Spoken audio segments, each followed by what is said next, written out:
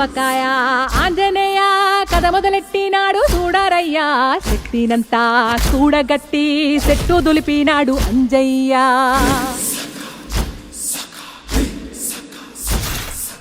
ఎర్ర ఛాయ కోతి అవతార వెంటమాయ కత్తి సేత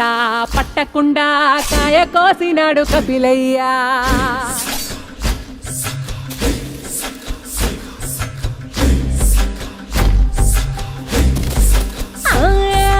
అంజనమ్మ ముందు వంజుల్ పుంజుల్ సిడి మామిడి ముక్కలు కుప్పల్ తెప్పల్ టెంకలోని జీడి వంకలెన్నున్నా పులిగోరు పళ్ళతో పరపర తీశాడు రో